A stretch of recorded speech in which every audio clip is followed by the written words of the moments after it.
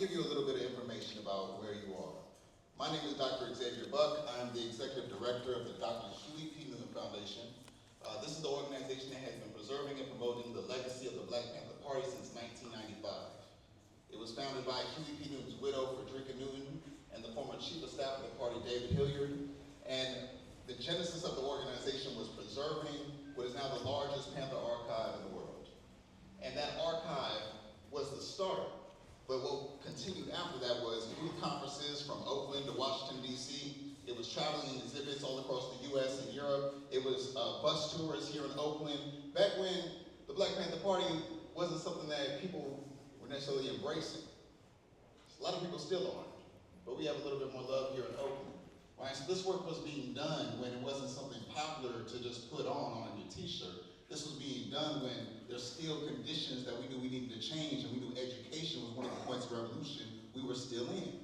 And so I'm happy to steward this organization that's now 30 years old. In January of 2024, we opened this facility, which is the Black Panther Party Museum. We're just over 2 years old. And in this space is where we have exhibitions. Now, I know right now it's just this room. But usually what we have is one in that corner. That became the Dr. Huey P. Newton Research Room. We start to digitize our archival collection.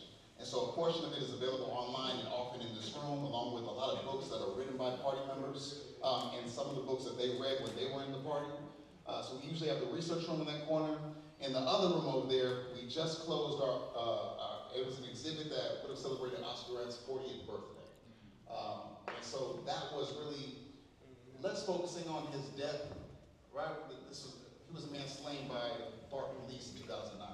But it was less focusing on his death, and we partnered with his mother to really talk about his life, who he was as a human being. Because too often when maybe Black a little, men yeah, get actually. killed, especially by police, Do you want to all of a sudden learn they're demonized who's immediately. security? And that's not foreign to the Black Panther Do Party. you want to just let the An folks at the table organization know? that the And then, FBI created yeah, a I'll start with counterintelligence Brian. program called Hey, Brian, COINTELPRO take a look to at the guy discredit, seated to disrupt, our and left with the destroy Nerf Black gun. leaders, targeting every single Black Panther Party member. For the And so we are know we a little bit concerned? about what it means to I don't think humanize so. people Okay. that the state wanted to make sure everybody saw as a villain. And so one of the things that we do in this space, for example, with Survival Pending Revolution, the exhibition in here, I'm one of the co-curators for it, but what we did is we worked with the Black Panther Party Advisory Committee, and they helped to really inform what is said in this space, the narrative that we are telling. And I think that's especially important for an organization that the FBI often controlled the popular media, they controlled the narrative of who they were. I think it's important for the subjects of that history to be able to tell their story themselves. And so that's part of the work that we're doing here. We do work collectively, whether that's the stories we're telling, the programs that we're throwing, or how we impact the community. And so that's the space that you guys are all in today, and I just want to welcome you guys here.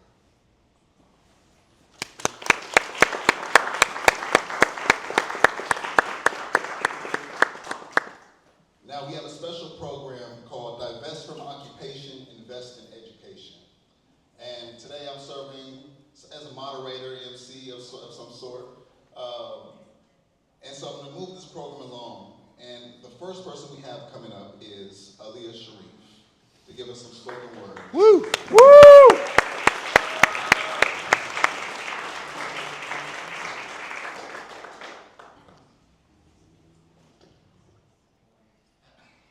Hey, how y'all doing? Hey. Peace and blessings, love to you. Give it up for yourselves for all the loudly praise.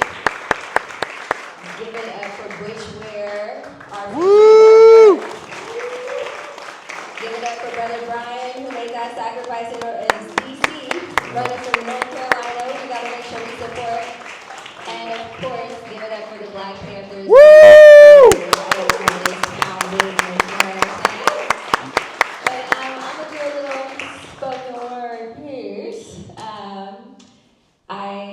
My name is Leah Sharif. I'm a hip hop artist. I do this for the children. I do it for the youth. I do it for the ones that come after us, because you know the babies are glued to social media right now. They're glued to the TV. So I find it very important with my collective Hijabi Chronicles to make sure that we are speaking good into the world, and we are also elevating our community with words and not so much about our bodies or cursing or, you know, what we can offer physically, more what we can offer mentally. So I'm gonna spit a few bars. Let's This go. is a piece called "Who Ready?" Who ready? We ready. You ready? We ready. All right, let's see. I also performed this at the Women's March a long time ago, because you already know. But fasting in these hard times, living my rhymes, trying to envision a better picture, division, divide, blinded by minuscule differences. Yo, it's fact over opinion. Switching your comments just so you can fit it. Now you're getting chilling with sinners and you don't handle your business. You try to blend with the trend, no matter who you offend. You disrespecting our women. You cashing checks just to benefit effects to our mental. But who gave you credentials? So I'm coming through to take that, cause the fakeness ain't no way that music can be used as a tool to abuse us. Time to wake up, re-up on your lyrics, cause if you go with the flow, then you're part of the gimmick. And no, we don't feel it, you're scripted, your image is shifted, and now your lifestyle flipping. Remember, you ain't even submitting to the realest, did Say it again? all for the skrillin'. Now we all in the building like, who ready? We was wasn't born overly to worried be about ready. it. Put your fist up, telling you the real it's fine. Let me just not revolutionary. Cause confront. when the time comes, who ready to ride, or is you gonna be sitting And there? keep your eyes open and trust your judgment. Yeah. Woo! We ain't gonna be sitting on the sidelines though, right, y'all? If we ain't on the sidelines, we go with it. But thank you so much. My name is Leah Sharif. I might spit some for y'all a little later, but God bless you all. Thank you so much. Yeah. Woo! Round of applause for Leah Sharif. Come on, give me some more. Give me some more. Yeah.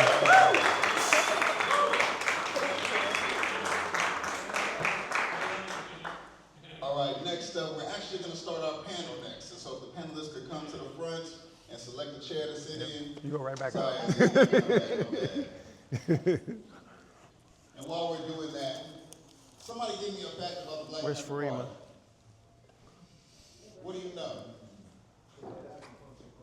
They had acupuncture clinics. What else? Yes. They started a free breakfast program. Correct. Saw a hand back here. I'll give you something else. Can I address you about the healthcare industry? Can I address you about the healthcare industry? The healthcare industry? Yeah. Just give me a quick comment on the Black Panther Party. What does that do with the healthcare industry? It's a fraud. It's not really any business of healing people. It's That's really right. maintaining disease. Right on. Right on. That's why the Panthers started the medical clinics and started sickle cell testing. That's right. What else? It don't work. People should die. Because the world was born dead. From the beginning. They had neighborhood patrols. Okay, yes. Yep. What else? People, you understand, these diseases are only given what they already had from before they were born. It's dead. Yeah, there's this program called SAFE, Seniors Against a Fearful Environment. Right? How many programs do the Panthers have?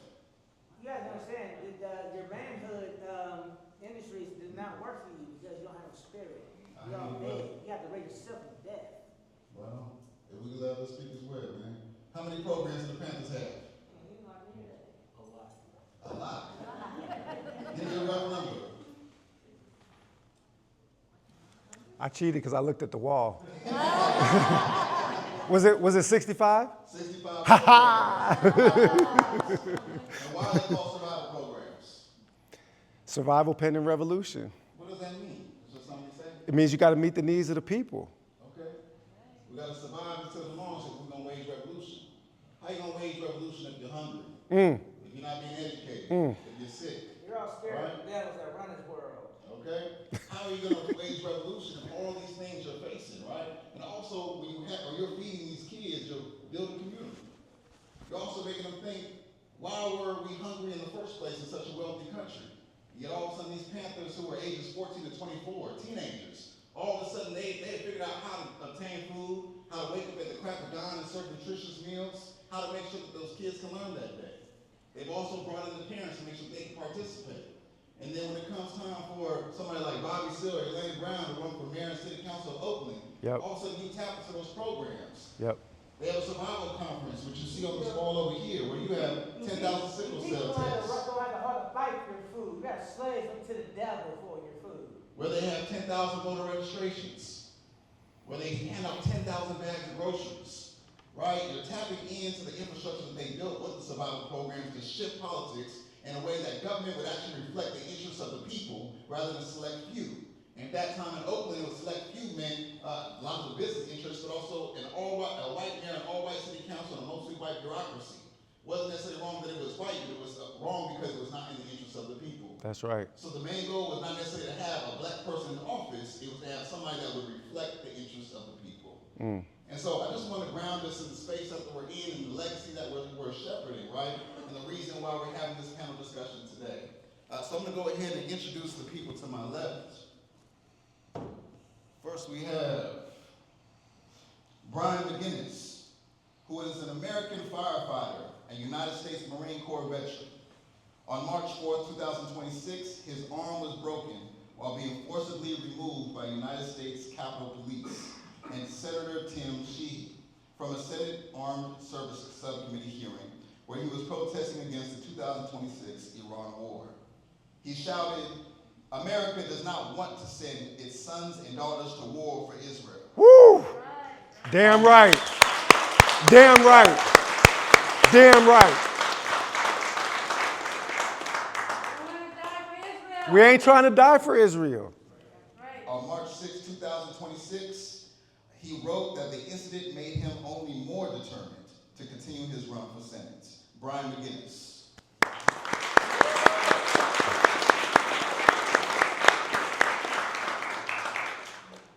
Next to him is Malik Edwards, who is a United States Marine Corps veteran and graphic artist, who for a time served as the head of the Black Panther Party's Washington, D.C. regional branch.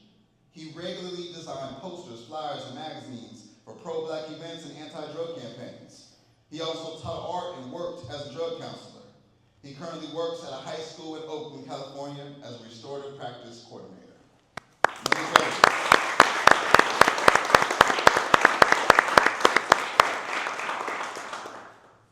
Next to him is Aaliyah Sharif, who you guys already briefly met. She is a rapper, hip-hop artist, filmmaker, community activist, and the founder of the Hijabi Chronicles, a platform amplifying creative voices and representation in music and the arts. Her music blends lyrical storytelling with conscious hip-hop and often reflects themes of identity, faith, empowerment, and social justice. Through her art and activism, she challenges stereotypes and builds community, using hip-hop as a means of creative expression and positive change. Aaliyah Sharif.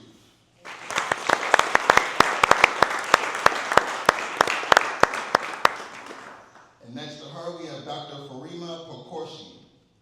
She is an associate professor at the University of San Francisco. She has learned from and served within multiple local and national education organizations and is one of the editors, authors, and organizers of Lessons in Liberation, an abolitionist toolkit for educators. She's published several peer-reviewed academic articles and book chapters, delivered over 150 invited keynote addresses, Yeah. professional presentations and guest lectures, and contributed to a range of public platforms such as TEDx Talk and National Public Radio. That's right. Another round of applause for Farima Pokorshi.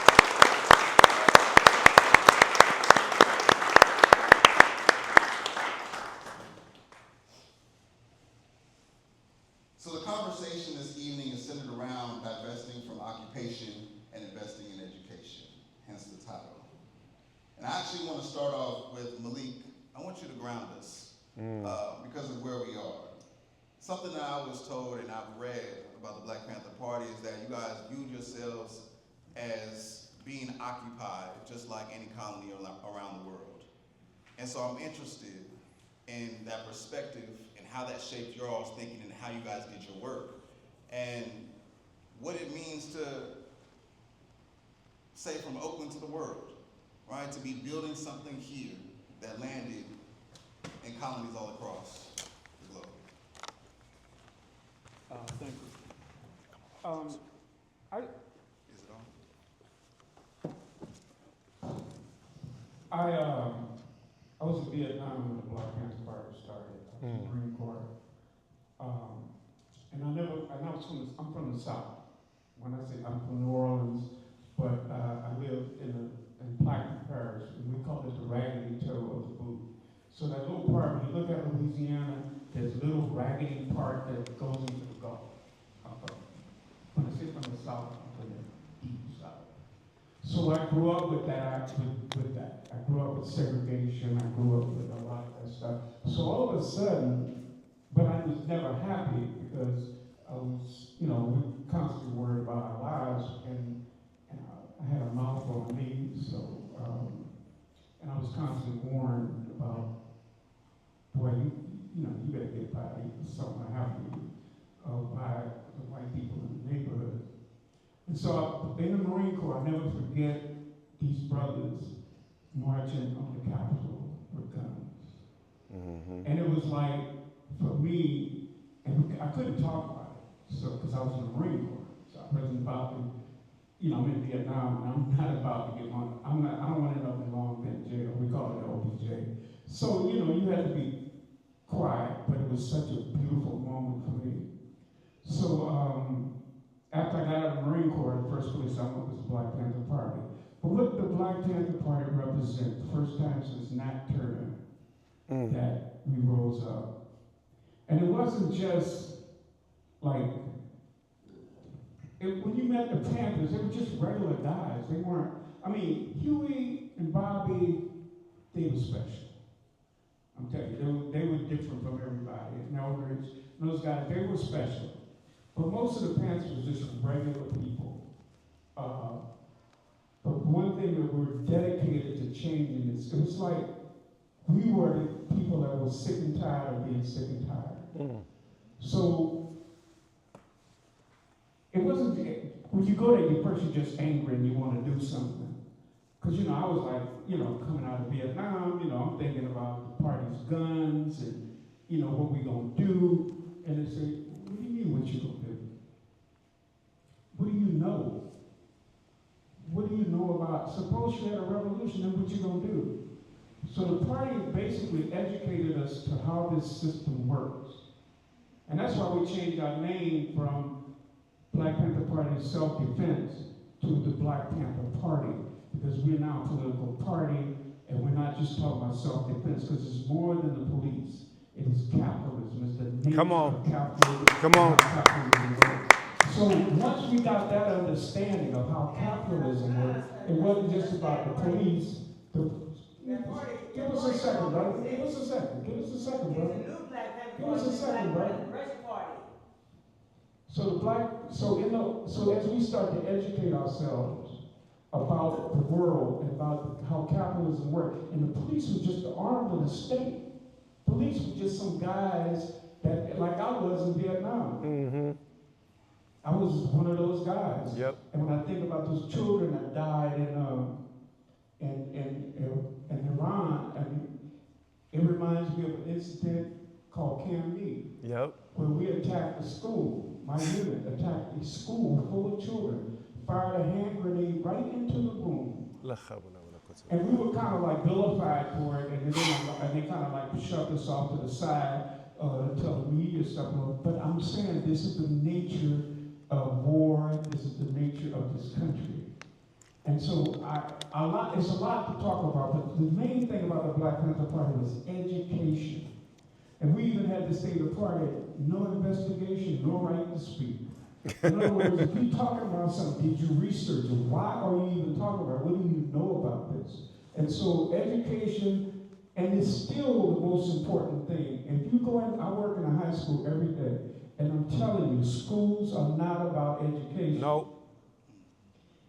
If your kid is getting an education because it's something you're doing, it's some hard work you're doing. Now, I've got one of those schools that's kind of built on the Black Panther Party, and it's got some of that. We still trying to do something in a system that is clearly designed not to help children. Education in America is about indoctrination. It's about getting you ready to go out there and buy stuff and work your butt off and tell you this American dream. And remember, they hate woke because you're awake, but you can have the American dream. So you're dreaming, you sleeping. And so that's why they got this whole anti-woke thing, and even some people are into, bro, why would they be against you being awake? So So the thing about the party is about, it always was about education. It was like I think it was North Carolina where they needed an ambulance. They took a hearse and turned it into an ambulance. When we started clinics, we didn't have any money. We said we gotta have a clinic. We ended up with doctors, nurses, students, and we even learned to test people for sickle cell anemia. Because of this sister right here, Mary Williams. That sister right here on this side. She found an article in Jet magazine about black people being affected by sickle cell anemia and people from the Mediterranean. And that started a national program. So I'm saying is we saw the need. It was like they tell you, you can't do this and you can't do that. Don't believe it. You can do anything you put your mind to because there's always somebody waiting to help you. Like when we needed food, we got food. We had the best breakfast program. Yep. We have 3 breakfasts in the schools now, but it's horrible. The Panther breakfast program was real. It was real food, real bacon, eggs. I mean, I'm a vegan, but but it was like really good food. It was solid. You know, put a lump in your stomach so you can get through the day's food. Because we couldn't give people halfway stuff. Everything we did it the best and the highest quality we were able to do. Because we wanted the best for people. Like even today, I see Elaine, she put up this building over here called the Black Panther. Still in the spirit of what we're doing.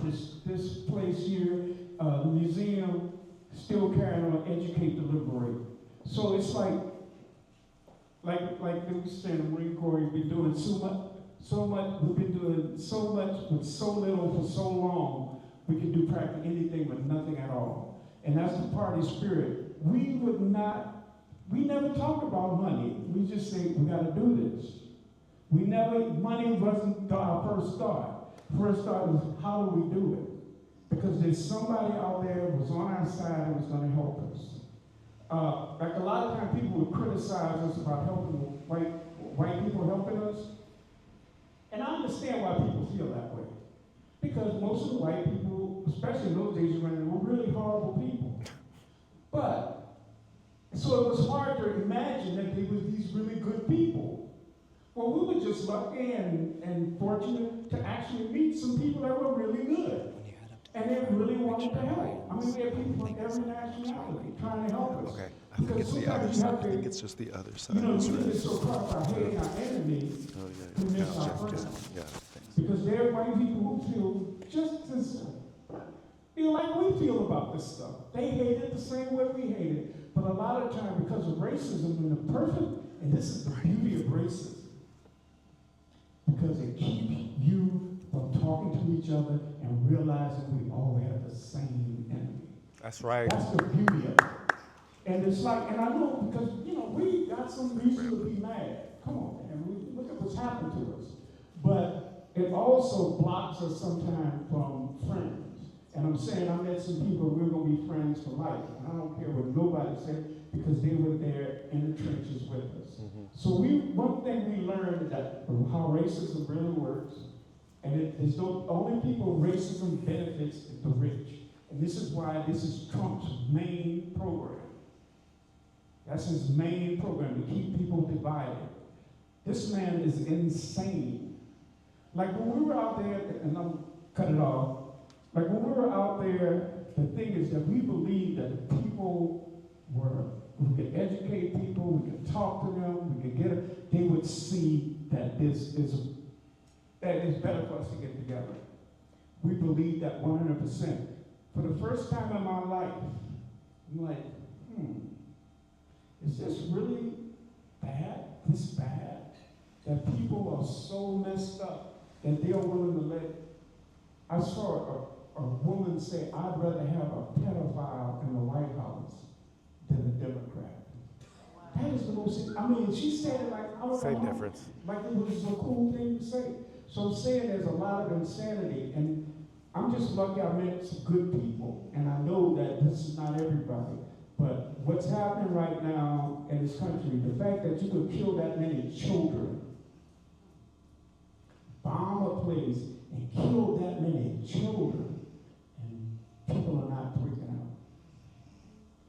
mean, a little bunch of kids, and it's okay. And we're just moving on back to TikTok, on our phones, TVs, whatever we're doing. And so a lot of us, we're so detached from reality because it's so crazy. It's almost like we can't believe it. Maybe this is not really true. It's a kind of dream. But I'm saying, educate to liberate. You've got to do it. We have to, because that's the thing that helped us. It was we paid attention, we watched the news, we analyzed everything. All of our conversations was about that. Like, we didn't really sit around and talk trash with each other. We basically was talking about what was going on. So I know we got a lot of people here to talk, but that was my experience in the Black Panther Party and why I'm still here today in this room with you guys, because the struggle continues. All power to the people. All power to the people.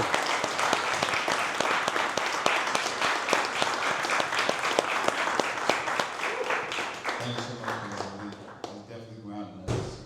I'd like to open it up to the rest of the panelists. Tell us about the time that you realized that you and your community was living under occupation, and how did you react to that, or what did you do?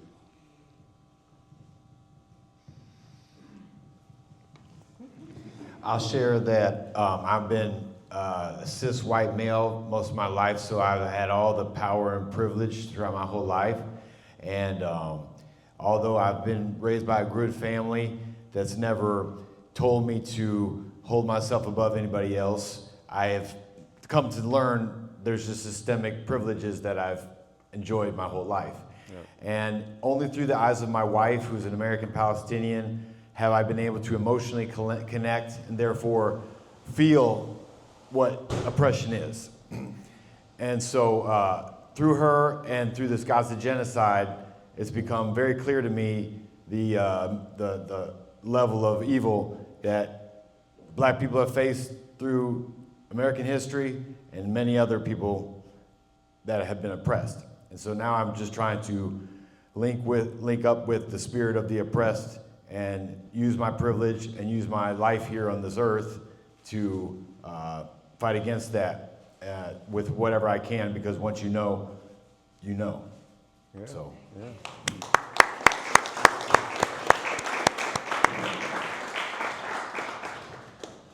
I guess I can speak from the perspective of a former K-12 educator.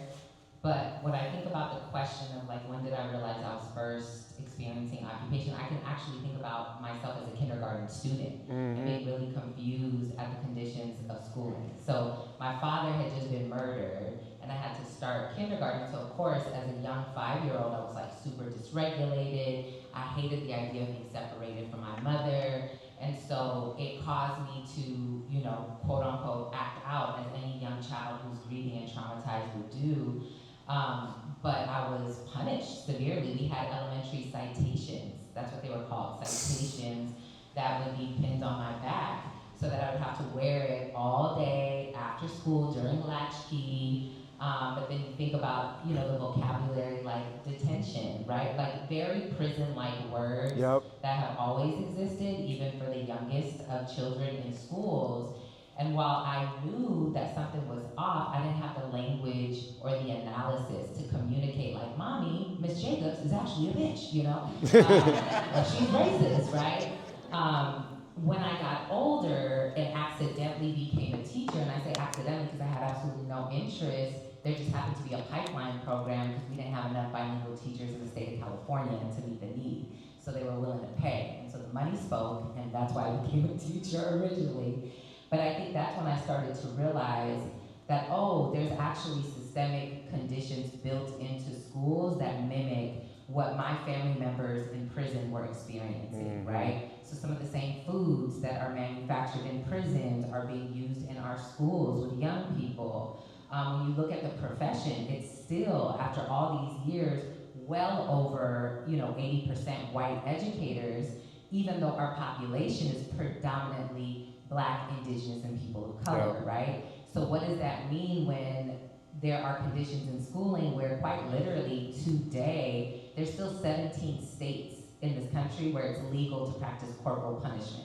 where you can put hands on children and it be legal within a profession that's predominantly white and middle class, right? What does that mean? But then you look at other conditions, like as a kindergarten teacher, I was constantly surrounded by surveillance cameras everywhere, right? The curriculum from which I was teaching was, when I first started teaching, was scripted. I was expected to read off of a script where there literally was no opportunity for me to critique it, to push back. And so now we fast forward to today, and when you think about the conditions now where I think it's been over 25,000 books that have been banned nationwide from our schools, where they're literally removing books from schools, it's not new. It actually is just more on display, right? The ban on ethnic studies is not new. It's just more amplified now. And so oftentimes when we think of occupation, of course you want to think about folks in military uniforms, guns, but when you think about our schools, we have more school resource officers than we do social workers, than we do school psychologists, than we do nurses. The difference is now they want to have campaigns where they're like, no, let's not have our resource officers dress in uniform, let them wear regular clothing. That's even scarier at this point because we don't even know who our enemy is, right? When you think about the fact that teachers are mandated reporters, we're essentially agents of the state, right? You can literally send families to prison for neglect simply because they couldn't afford to feed their child or give them warm clothing. Why are we punishing poverty, right? These are conditions that have been so normalized and desensitized that I think if we're not careful, we deem them as normal simply because they don't look externally how we would imagine that they would look like, but they're happening every single day around us all the time, right? And so this idea of like being occupied doesn't just limit us when I think about these young people, when I think about teachers. I work with teachers, I teach teachers. We are so occupied in our minds. Like we have become so used to the occupation that we experience on a daily basis that we don't even need folks to police us anymore because we police ourselves. We've become so fearful about telling the truth that we actually censor ourselves. And so part of the work that I've been trying to do with educators is really having them think about what are the ways we've been trained to be a police in the classroom, a police in teachers' clothing, but also what are the ways you've been trained to police yourself, and all of the ways that we tend to let fear dominate our true desires for social justice, for advocacy, right? All of those things are part of the symptoms of being under occupation, under another name or under another face. Wow.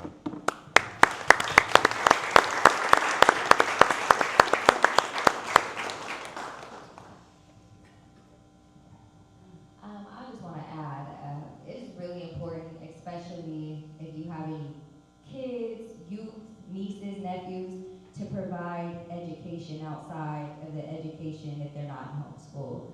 I had the honor of my mama always putting in my ear the truth, and that's probably why I was getting them citations, because I always had a question, why is it called his story? Who is he? And why are we listening to him? You know? Oh, it's the White House, why is it white?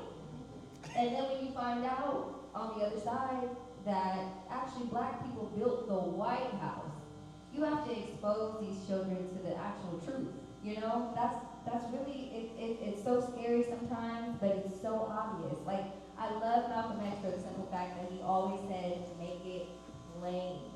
Make it plain. It doesn't really take much. So, you know, just exploring, like being in those classrooms and learning, you know the agenda. We're going from Harriet Tubman, and then we got a few more. You know what I mean? We're not learning about Nat Turner. We're not learning about any of that. So as a grown woman now, I just want to thank this brother right here for everything you've done in the Black Panther. Give it up for him, please. Because one thing that I've learned from a lot of elders and working in the community is we don't have to reinvent the wheel. Everything that we're saying and everything that we're seeing now, what's going on, it almost brings me to tears because the Black Panther Party already saw this. So the solution now has to, we gotta kind of, you know, because they're always trying to kill the seed before it grows, you know? So what the Black Panthers offered, it could still be a solution today. It could still be that revolution, it could still be that peace, it could still feed us, it could still nurture us, it could still take care of us, it could still help us. Everything that they offered was a part of a great plan. And the fact that we are so just distracted. We are distracted. We love to be comfortable here, and we love to be entertained. All of us, we're all guilty. Like he said, you get right back on TikTok. You find out something happens, and you know, truth be told, we're all trying to pay rent. We're all trying to pay bills. We're all trying to eat. We're all trying to eat food that's not consumed. I'm looking at what a baby carrot ain't real. What? They telling us baby carrots ain't real. Did y'all know that? They said a baby carrot, you didn't know? Oh yes, look it up. TikTok. You know? So we're occupied with all these things that are coming at us for good reasons. But truth be told, you know, there has to be a middle ground because, again, we don't have to reinvent the wheel. These are the same problems. And his story is repeating like they already told us it would do. So, I just want to say what's up about application. Sister. I'm 80 years old, so I went to school in 1951 in a segregated school in the South. The first time I did anything with white people was in the Marine Corps. So it wasn't even a thought that we weren't the police. There were no black police, no black sheriffs. So we were always, it had to be in our place. See, you couldn't it was like the idea of having a white friend wasn't even real. Matter of fact, even Mexicans, because if anybody was light skinned was trying to stay away from us. So we grew up, actually the Black Panther Party and the Civil Rights Movement is the beginning of us starting to have some control in our communities, some version of it. So it's hard for you guys to understand segregation. I'd have to call him Mr., although this man is way younger than me. I'd have to call him Mr. A 20-year-old kid, I'd have to call him Mr. at my age. My grandfather didn't do it. And when he got around, he just asked the question. He never used names or anything. He waited until they were looking him in his face, and then he was talking. That's how we got around it, because I watched him do it. But we had ways of getting around, but you could also get in trouble for it. So, I mean, just talking to somebody, like Emmett Till is a real thing. He wasn't the only one. And he was from Chicago, went down to Mississippi and said something to a white woman, and they beat him to death and hung a millstone around his neck and threw him in the river. Like people were murdered and killed for talking. Just talking to somebody or talking back. So I'm saying the world, I'm telling you, it's a different world. That's why I ended up in the Black Panther Party, because he was somebody that was talking back and was willing to stand up and say, you know, and here's the one thing that the Black Panther Party had that most organizations don't have, and I'll tell you, this is the real deal. We wasn't afraid to die. We was not afraid to die. Matter of fact, none of us thought we'd be 80 years old. I had no plans to live this long. You know what I'm saying? But that's the way it was. But we was not afraid. And that's why we were able to do what we did, because we were not, everybody was acting like we're going to do everything we can because it might be our last day. Mm-hmm. And that's the thing that was different. And we were uncomfortable. We lost sleep. We were tired all the time. Yeah. Matter of fact, I got in trouble one time because I hadn't slept so long. I went to the building, locked one of the apartments, one of the houses, and went to sleep in there, and they were banging on the door. I didn't hear them because I hadn't slept in days, and I was knocked out. Got in trouble for it because they couldn't get in the house. But I'm saying that's how tired we were. And we were willing to be that tired.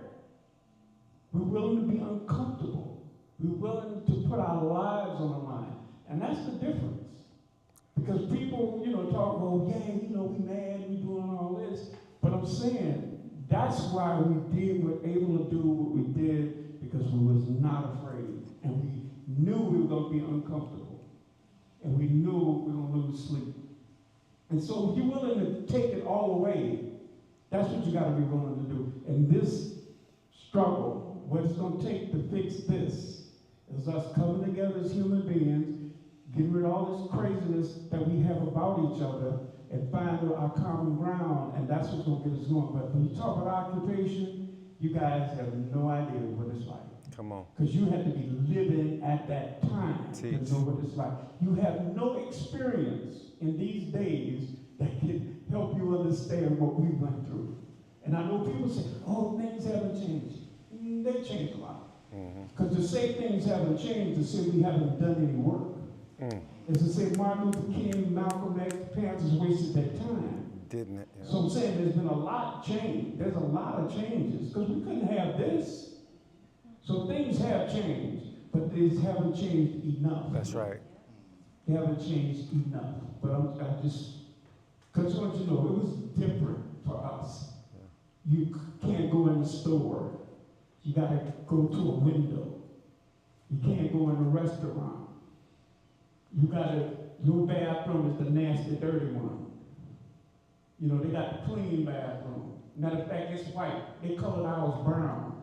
You go to the hospital, the white people sitting on the white benches, and you sitting on the brown benches. So I'm saying is like, that world that we lived in, you guys have not experienced that. And I'm glad you haven't, because it's debilitating. So I'm glad you haven't had to live what we lived through. And I'm glad we were able to change it enough so you don't have to live through it. But to say, you guys don't understand. You have to be there. You have to live in the South, have to see it, and to experience it. So you guys got a much better life and much better than we have, but it's still not enough.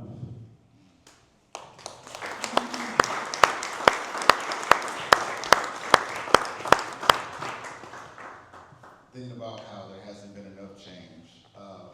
In Taste of Power, Elaine Brown talks about Elaine Brown was the only woman to chair the party. And she talks about how after she got Lionel Wilson elected to become the first black mayor of Oakland, she had her eyes on the port of Oakland. She said she wanted to redistribute the wealth from the port amongst the people of Oakland so that all these programs that the party was doing would be built into the infrastructure. I bring that up because we spend a lot of money in a lot of different ways in this country. I just did a quick search and said that we're spending $1 to $2 billion per day on the war in Iran. And so my question to the panelists is, now that we've talked about what it feels like to be occupied and some of your personal experiences, now I want to hear you guys dream, right? What would it mean to redistribute that wealth? What would it mean if we had a society where we spent money on the things that actually matter for the people?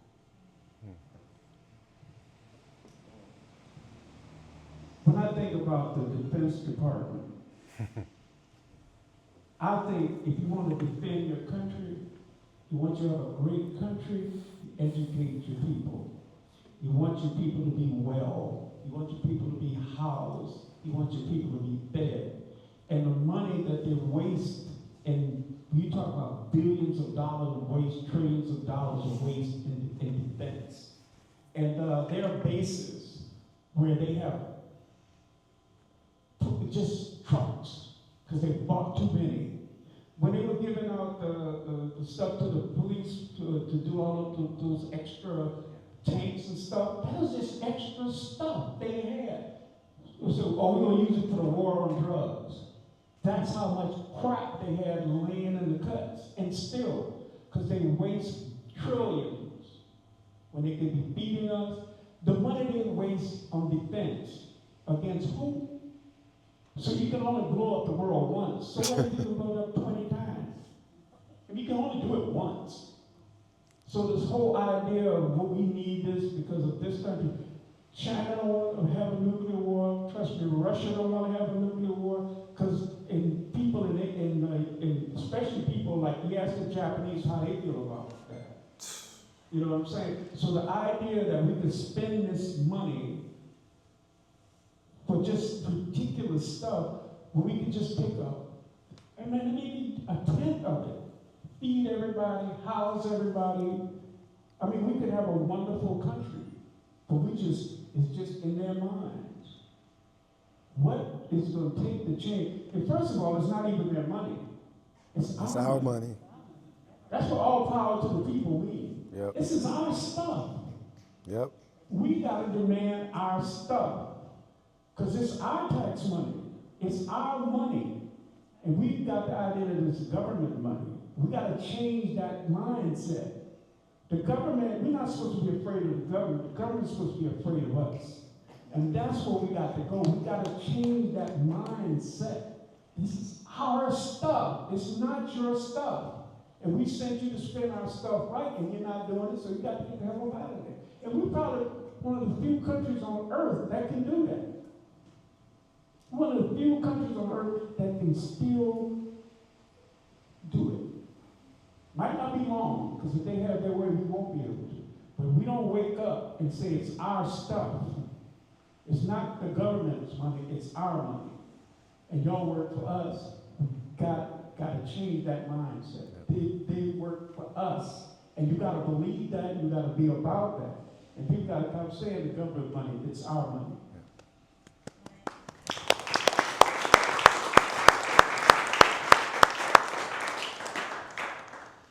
I think for me, I think so much about my own family lineage. So I'm half Iranian, half Afro-Nicaraguan, and both sides of my family experienced generations of trauma due to colonization. Yep. And as much as they believed in our collective liberation, the symptoms from that trauma impacted our family lineage in so many different ways. We're talking gender-based violence, we're talking, I got aunts that ain't talked to each other in 25 years because we don't know how to relate to one another. And so when I think about this dream of being very well resourced, we got all our needs met. Let's just imagine, we got food, we have housing, we have healthcare. But now what does it look like to now relate to one another in the ways that our indigenous ways have always been and that have not been touched by colonization? We're not whipping our kids. We are not silencing them, using phrases like it's better to be seen and not heard as a child, right? There's all these different things that I think sometimes we take as like normalized in our families. And I think about Resma Minicum's work where he talks about, trauma decontextualized in a people looks like culture, right? Trauma decontextualized in a person looks like just their personality. Trauma decontextualized in a school looks like education, right? And so there's all these ways that trauma continues to flow in our family spaces, in our school spaces, in our community spaces, and in our organizing spaces. Y'all have been part of so many organizing spaces, and I know we don't like to talk about it because it's often weaponized against us when we air out, our family business. But the reality is we're replicating a lot of that harm even in our organizing spaces as we are fighting for our liberation. Yep. And the more that we don't talk about gender-based harm, the more we don't talk about patriarchy, the more we don't talk about sexism, it ain't gonna go away. It just gets recycled in a different form, a different name, a different way, right? And so when I think of being able to have access to all of our needs being met, then what? What does it look like for us to learn how to love each other in a decolonial way? What does it look like for us to organize our resources in an anti-capitalist way? All of that requires like reprogramming our nervous systems, re-evaluating what we have internalized as normal, and it takes us having to be in practice. All of us here can read all the books that we want to about it, but it's in our relationships where those values, those ideologies get practiced in real time, and when we don't have spaces for us to actively practice, to mess up and be able to come back and repair and not be shunned and excommunicated from our communities, right? These are things that require a lot of capacity building from all of us. And so that's what I imagine as like the newer possibilities outside of constantly struggling for survival, because oftentimes the harm is a response from our trauma and from not having what we need. So I imagine that once we have what we need, how we relate is also going to be transformed as well.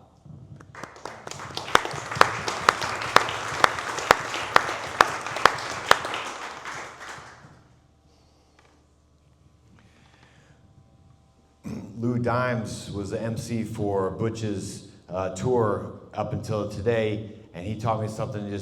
He tells people one thing you can do is just reach out to somebody or say hi to somebody you see out in the streets to just start a conversation or tear down this wall that a lot of us just find ourselves in with being in our little private sectors of our life, our private car, our private home, our private phone, and it's just happening to us. We all can agree that that's happening to us in our luxurious American Western lifestyle. So just to resist those little things that we find, our little bubbles that we find in, and break out and reach out to one another is something a tangible effort we could do. I think that would help bring us,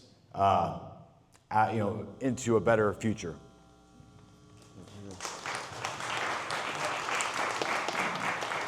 The first thing that comes to my mind when I hear that is, we are the world, we are the children, we are the ones. Let's make a brighter day, so let's start giving. There's a choice we're making. We're saving our own lives. It's true, we make a brighter day for you and me. That's what I hear, okay? No more children starving. Thank you. No more discrimination. No more prisons that are packed up with black people, with brown people for no good reason. No more lynches, because that is still a thing happening like almost every month. We don't always hear about it. Justice, equality, living amongst each other with differences without having to be dominant over each other. I'm a Muslima, so some people may think like, oh, do you?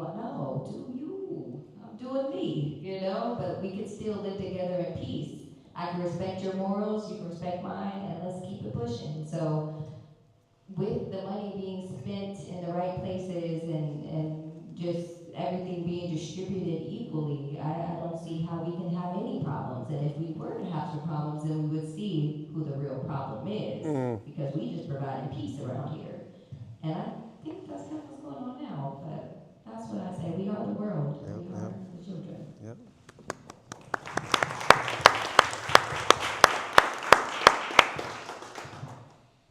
And so while we've talked about the many things that money could be spent on, the name of this program is Divest from Occupation, Invest in Education. And so this third and final question is about that. Now the Black Panther Party, if you don't know, had their own elementary school called the Oakland Community School in Deep East Oakland. And our first exhibit here at the museum was called Each One Teach One. It was about that school. And one thing that was novel that they did is they taught the kids how to think, not what to think.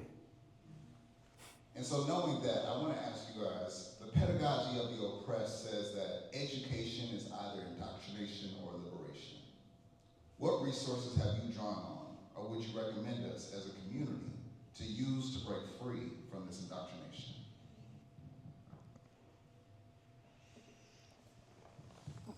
This man right here is teaching us a lot through his lived experience.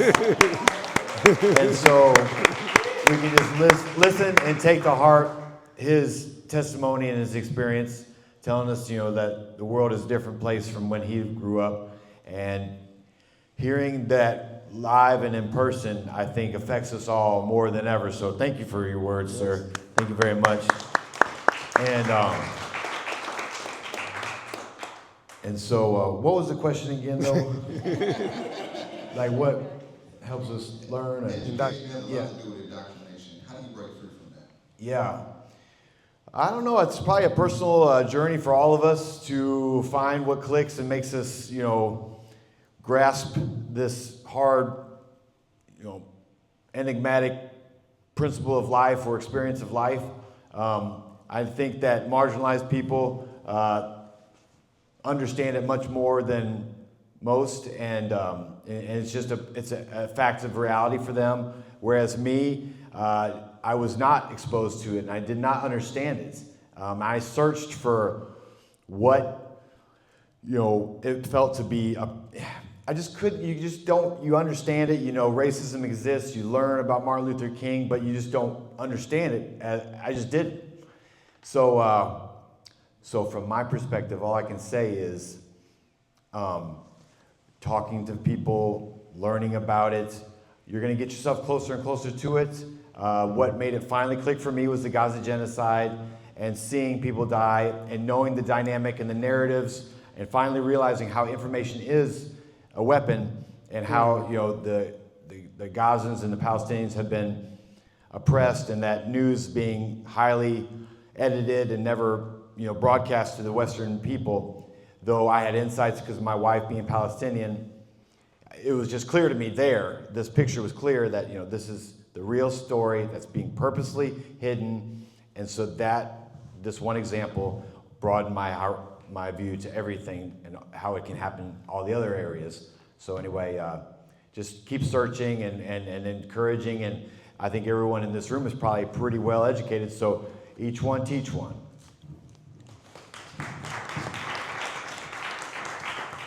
Yeah, I appreciate that. I think all of us are surrounded by a wealth of knowledge in our families who have histories to teach us. I think we all have, or most of us have folks who are incarcerated that are our loved ones. They have so much to teach us about the conditions they face and how it impacts them. I think young people have so much to teach us about how they make sense of the world before they get corrupted by colonialism. Come on. Oftentimes, I think about the young people that are deemed the quote-unquote troublemakers. Those be the real abolitionists. Because young people know that those conditions are actually not normal. And so, who are the disruptors in your life that have something to teach you? The ones that people try to avoid because they be like, oh no, here she comes, she about to do, fill in the blank. I'm usually the one in my family that people avoid, but I have a lot to teach them too, right? So who are the folks in your closest circles? But when I think about some of the texts, when you mentioned, I was blessed to have my former professor be Erica Huggins at Cal State East Bay, and I also was super blessed to have Dr. Angela Davis as a former professor at UC Santa Cruz. And so even if you can't access higher institution, there are so many platforms where they have spoken and shared their work. James Baldwin, Malcolm X, right? I'm also thinking about some of the newer folks, Miriam Kaba, who is a pioneer for prison abolition, like finding podcasts, literally just searching for teachers that you can build some analysis with if you don't have time to read. If you are a commuter, those are like really great ways to fill your time and space with more knowledge. We got YouTube University. I mean, there's so many ways you can enter into conversations when you can't be there in person. If you have never heard of Prentice Hemphill, I highly recommend that you check out Prentice Hemphill. They came out with a book last year called What It Takes to Heal. And that book is just so important for all of us if we're in the business of thinking about how to be well while organizing and how not to reproduce the same cycles of harm. Excellent. So those are just a few folks that come to mind. I 100% agree. That's pretty much the line of what I was going to say. You can find a lot of our teachers on YouTube that have passed. Malcolm X definitely has so much game. Francis Cresswell, so much game. Angela Davis, the Black Panther Pod, Yes. and so many more. And also locally, tap in. Who's doing the work and the pure work, not just for the camera and the pictures. Come on. Like really helping the community. Here in Oakland, the Community Ready Corporation is definitely, if you guys haven't tapped in with them, they clean up this community. They fill up the hood with gas, with people that need to eat. They're giving food, you know what I'm saying? Following the footsteps of the Black Panther Party. Also learning from brothers like Jamel Al-Amin, Yes. who was a political prisoner who just passed away recently, who was absolutely innocent, and they had the proof that he was innocent, but the brother was still incarcerated all these years, Till and we passed see away. him slowly deteriorating. But if you listen to some of his lectures, he was brilliant. And that goes for a lot of the brothers out there. There are young men that are out there as well that are in the community. Find somebody. We have to be able to kind of substitute. And that's what I was telling one of my good friends, like substitute some of that stuff that you watching that's really not doing anything to push you forward or move the needle. Just, it's not gonna hurt you. Just take one video out a night, because he liked to watch about, what the stars and who's coming down from them. I'm like, listen, I don't know if they're here, but they ain't helping. So let's listen to something that could actually help us progress. So, and I speak for myself too, definitely not holier than thou. I also have to substitute certain things, Sometimes I like to get into that scrolling like that. If you can purposely and intentionally just say, today I'm going to learn about this, it is really healthy for you. And also, today I'm going to go out there and help some people feed the homeless. There's a lot of communities that do feed the homeless. There's a lot of communities that clothe the homeless. If you have any old clothes, sweaters, it's raining right now, and there are people sleeping and being rained on, and they're used to it, buy a sleeping bag. Charity, give, the more we give, I believe the more we receive, just spiritually, internally, mentally, physically, we have to feed our community, literally. It starts with our community. We see what's going on in the world. Obviously, it's good to donate across the nations and to help out, not saying don't do that as well, but absolutely, in our neighborhoods, homelessness is absolutely insane. And Butch Ware running for governor, I know that would definitely be a change, because the last situation we had, I didn't see homelessness grow in the last 8 years like crazy, and it was pretty sad because I was at an encampment before, mind you, they come in the middle of the night and knock these encampments down. Yep. Didn't know that at the time that I was, trying to be up in there talking to people, and they lied in my face, and Sherry said, no, we don't do that. Next thing you know, they did it, but it was a grandma, a mother, and a grandchild in this encampment, literally living, going to school, just, you know what I mean? So we, each one teach one, go back to that, but, we have to take care of each other, y'all. So Community Ready Corps, they're a really good organization. You can team up with them, following the steps of the Black Panthers, and yes, thanks so much. Thank you.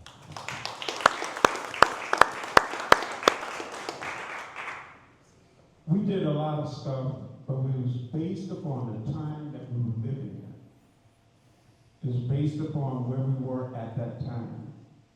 So what you're going to do is probably going to look a little different. That's right. And it might even make us nervous, but that's okay. Come on. We made our elders nervous because of what we did. You got to think about where you are in your time. Now, the thing about once you learn this stuff and you really get into it, the first thing will have to be depressed as hell. It's going to make you, your head is going to hang like, oh my God, how can we even fix this? But it can be fixed because you got to start from the first step. You got to start somewhere. Organize the organizable. Talk to the people who are doing, and you grow that group. And then maybe you hook up with another group that's doing the same thing. You can't, everybody's not ready to do anything. People are not ready to get off their phones because people have been desensitized. If you look at the craziness that they hear from Trump every day, after a while people stop listening. Oh, I don't listen to nothing Trump says. No, he said he was going to wipe out the whole civilization. You might want to listen to that part. He was talking about, basically possibly triggering World War III. You might want to listen to that part. So it's like, it's hard. It's not easy. I'm not going to sit up here and run some story like it's hard, but are you willing to put it down and work like that?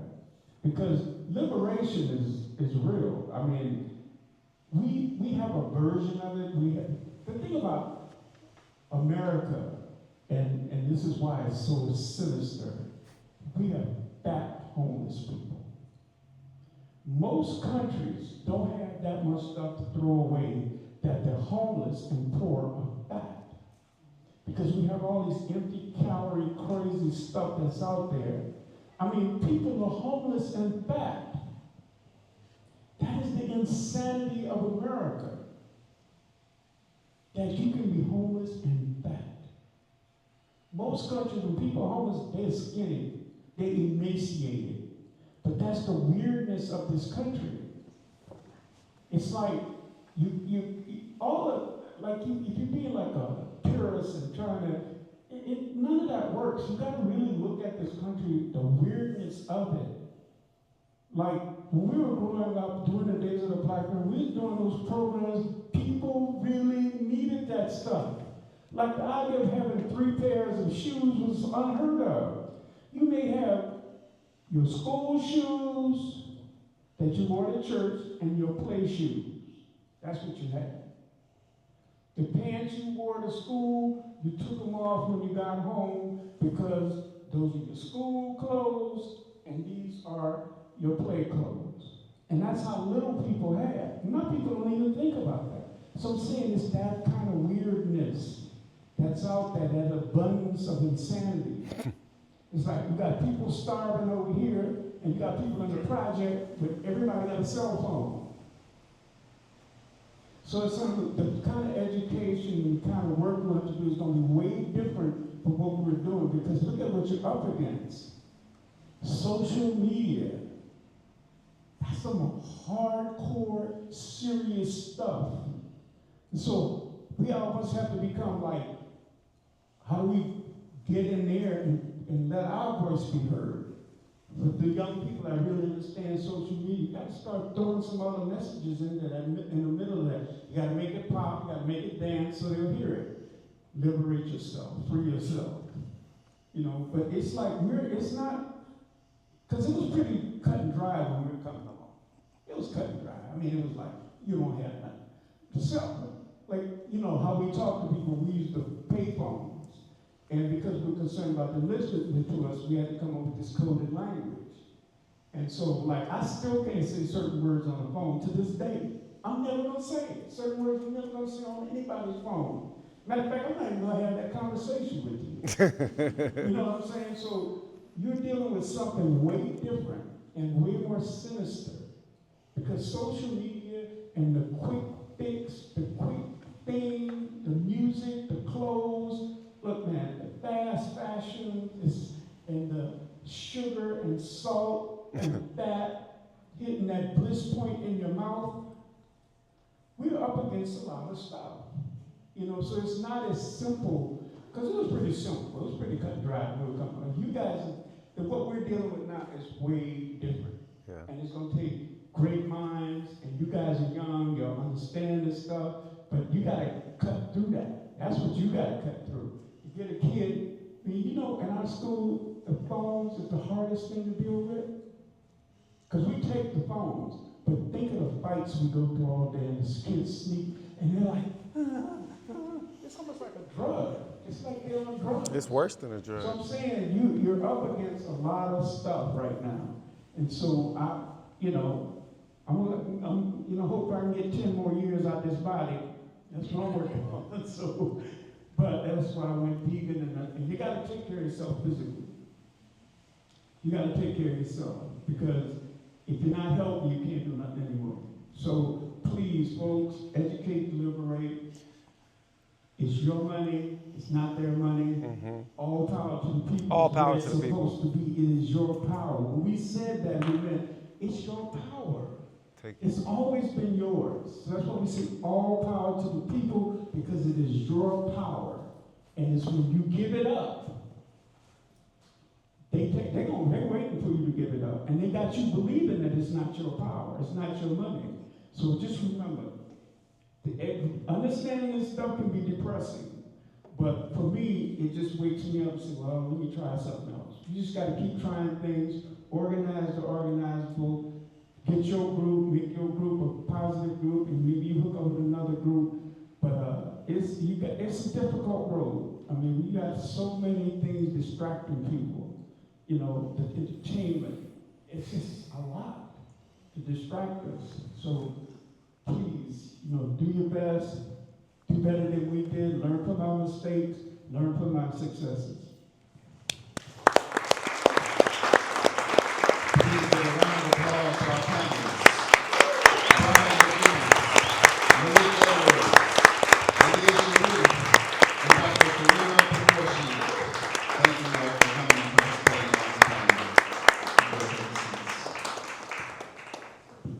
For the final part of this program, we're going to bring up our keynote speaker.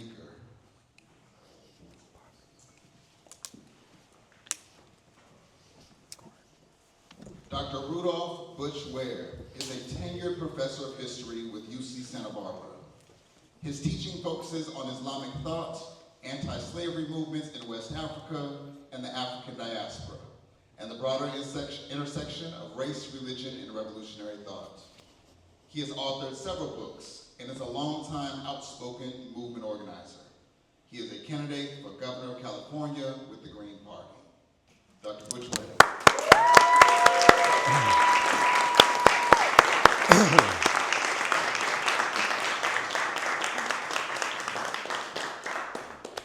Appreciate you, man.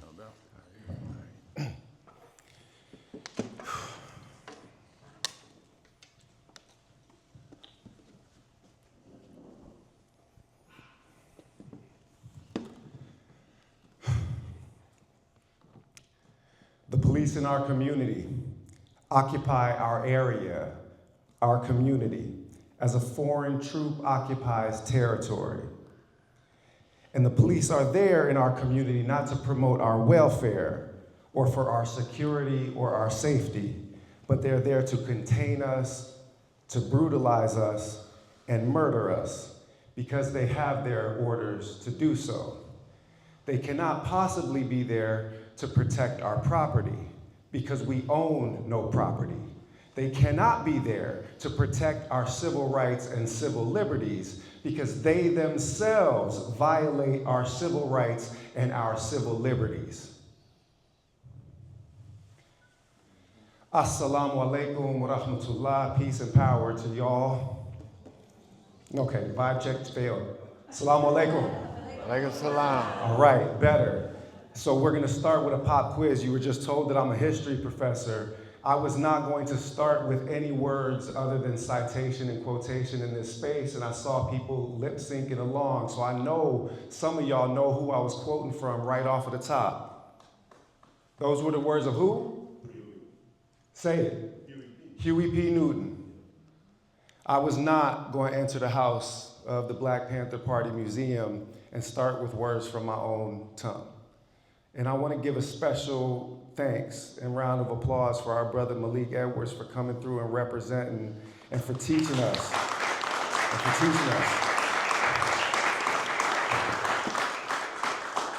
And for reminding us, because those were the words of Huey P. Newton. And I want to give special thanks to my brother, Dr. Xavier Buck, as well, for this incredible work that he has done, tending and stewarding this legacy and holding events and spaces like this so that we can root ourselves in our sacred shared tradition of struggle for liberation, not just to honor the contributions of the past, but to anchor ourselves in that past so that we can stand 10 toes down to fight for not just the present, but for the future. The work of preservation of the past is not meant to memorialize or to archive. And Malik said this with his last words. We are going to have to be bold and audacious. We are going to have to dare to internalize, educate ourselves in this tradition, steep ourselves in this tradition, and then innovate. Because what faces us today, yes, it's still capitalism, it's still white supremacy, it's still imperialism, but it is mutated, it is shape-shifted, and we are going to have to find new forms of resistance, new forms of collective solidarity, new forms of community that are rooted in this glorious history of struggle. So a round of applause for Dr. Buck and for all the people at the Black Panther Party Museum.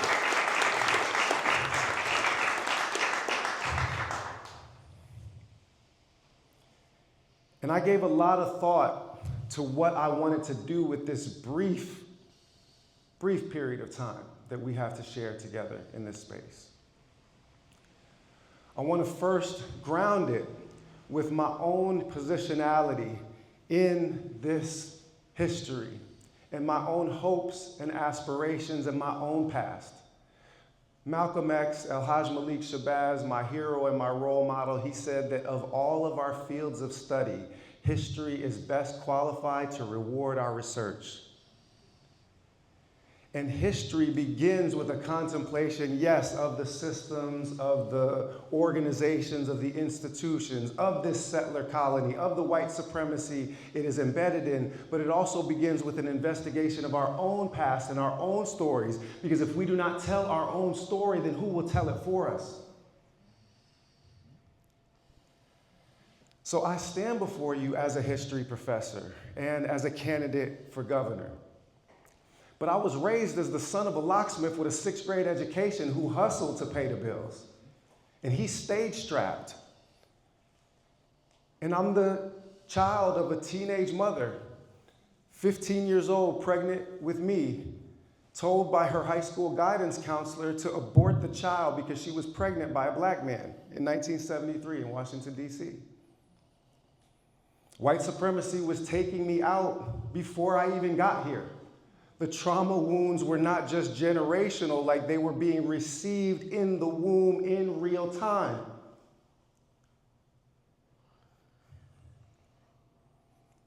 And we must face up to and confront the scars that empire has inscribed on every last one of us. They run deep. And yes, I said 1973. I'm 52 years old, because even light-skinned black don't crack when you moisturize. Okay? Shea butter, karité, cocoa butter, all of the above. Come on now, you gotta use the generational ancestral knowledge. I lived in West Africa for years, we'll talk about that later. But in all seriousness, those of you that have heard me speak know that the beginning of the lifting of the mental chains that were on my consciousness came with the autobiography of Malcolm X. And when I speak about the Panthers, understand that the Panthers saw themselves as continuing in the legacy that Malcolm had established.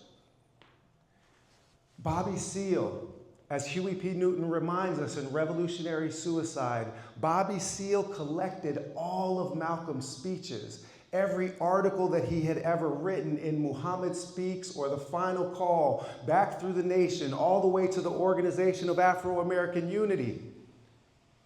And Huey P. Newton said, "We knew that Malcolm had argued for the blacks to arm themselves for self-defense, but he did not get to develop his programs of Afro-American unity. We do not say that we have done what Malcolm would have done, but we do say that the spirit of Malcolm was with us." The Panthers themselves understood their action as farming in a field that Malcolm had cleared. He told them to arm themselves and protect themselves, but he also taught us to free our consciousness, free our hearts, free our minds. Malcolm assassinated in 1965. When did the Black Panther Party start? 1966. In the aftermath of this trauma, in the aftermath of this assassination, in the aftermath of this catastrophe and tragedy, greatness was born. Do not think that the empire is winning. The empire is doomed. I'll get there in a moment.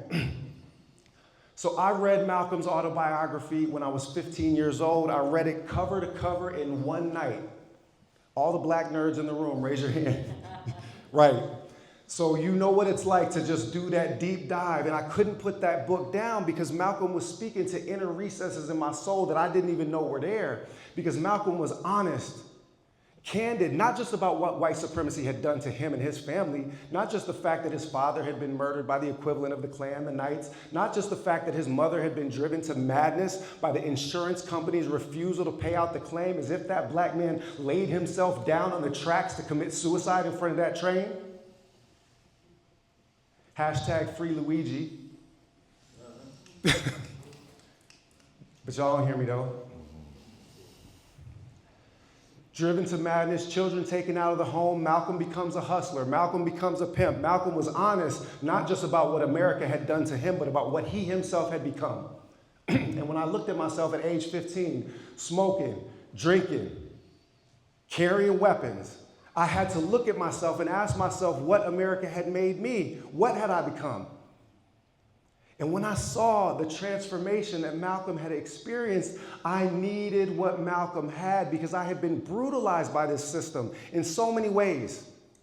Never living at the same street address for a calendar year until I turned 9, in and out of public housing, in and out of shelters, battered women's shelters, locksmith van, sleeping at relatives' house, couch surfing, not the cool kind that some college kids do in their 20s, the kind where you don't have no place to sleep except your granddad's couch. I needed the healing that Malcolm was offering. And that healing wasn't just social and societal, it was spiritual. And in Islam, Malcolm found the healing for all of the wounds that white supremacy had inscribed on his very soul.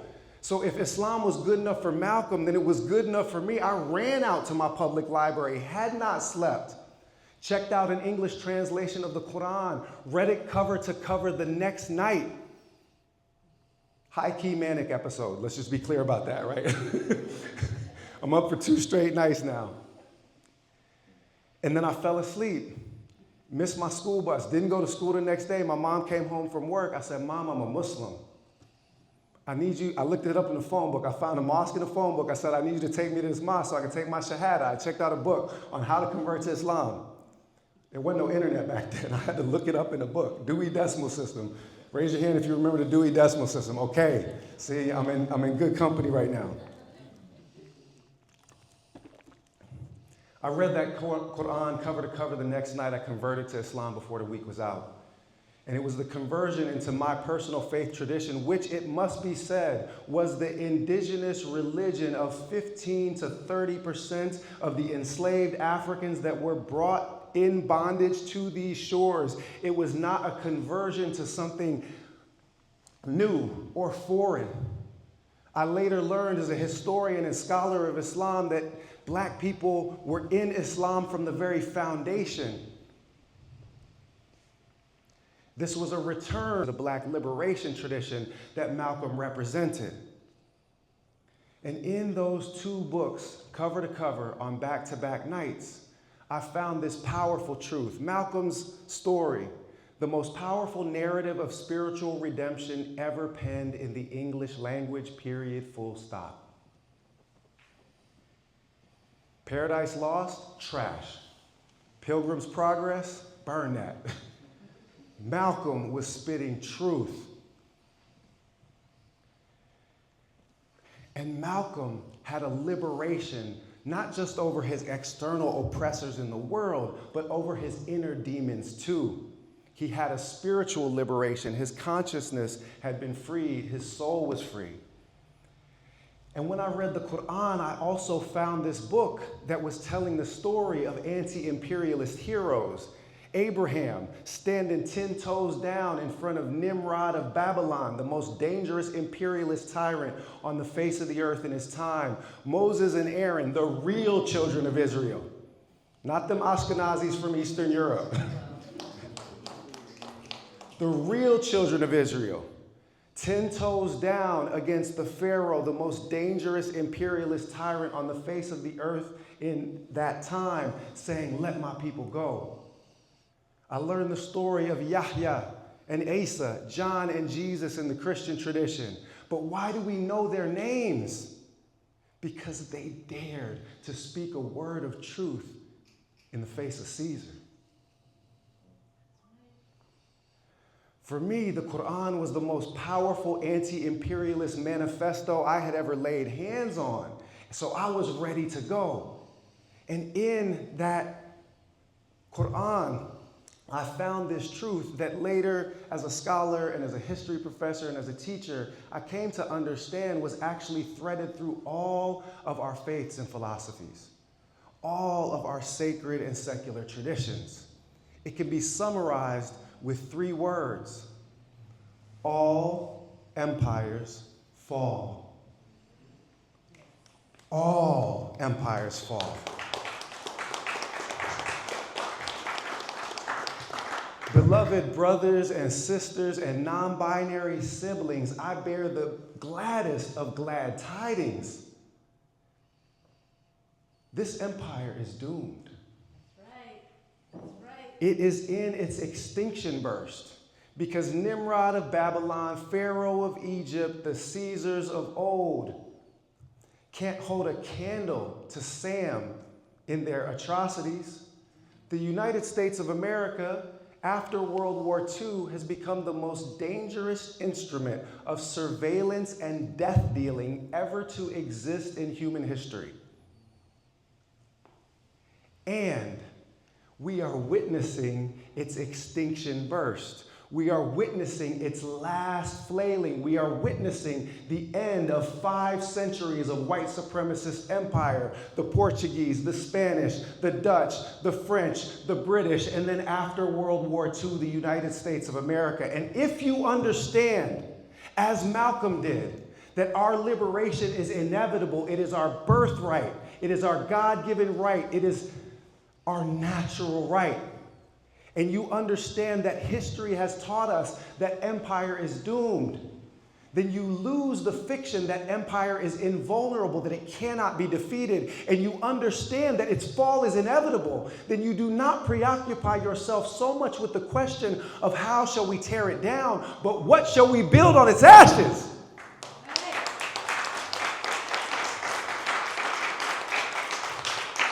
In the Wolof language of Senegal, which is where I did my field research, I learned to speak the Wolof language fluently so that I could learn an African language. I knew that I was free from what Sam had done to my head when I started talking in my sleep in Wolof.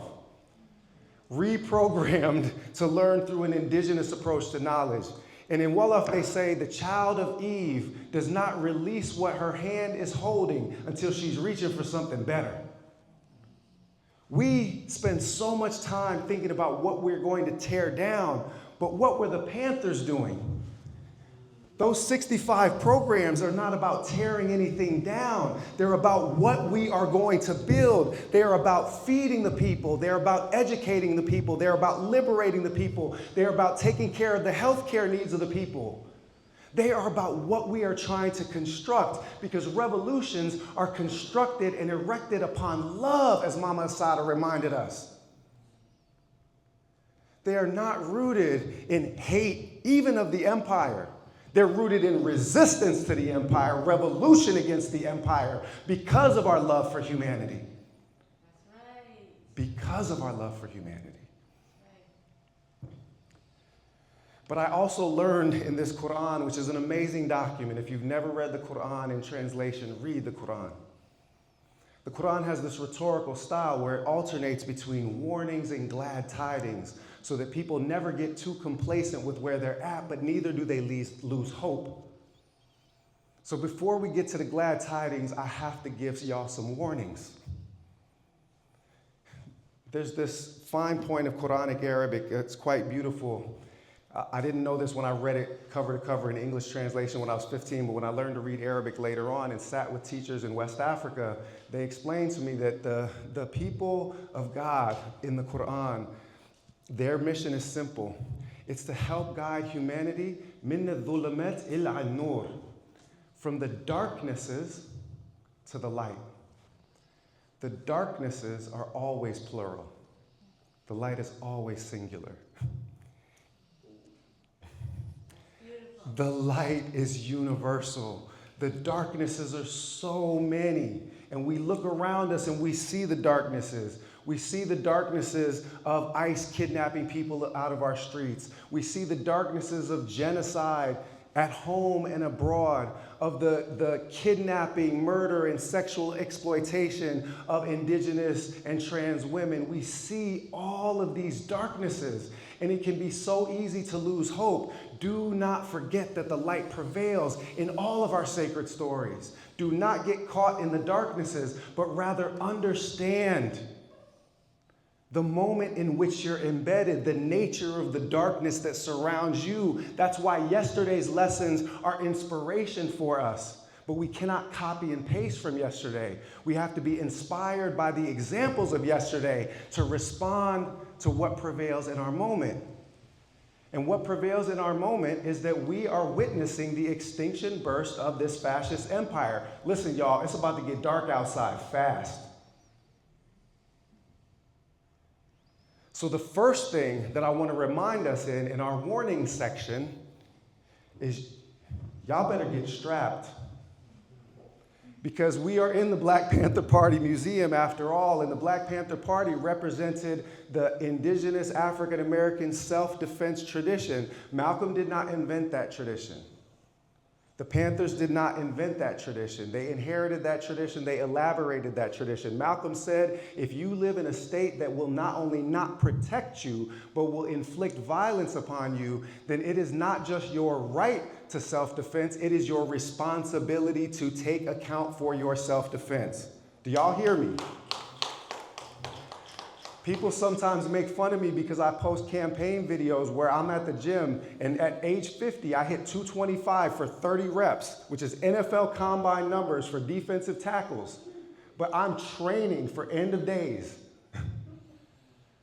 So whatever your age, gender, disability status, find the strongest, healthiest version of you because we are about to be tested. Learn self-defense, especially the sisters.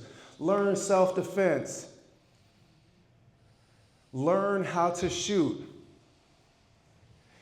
And this is not just a masculine thing. Fannie Lou Hamer, she said, I don't worry about anybody throwing a stick of dynamite on my porch because I keep a loaded shotgun in every room.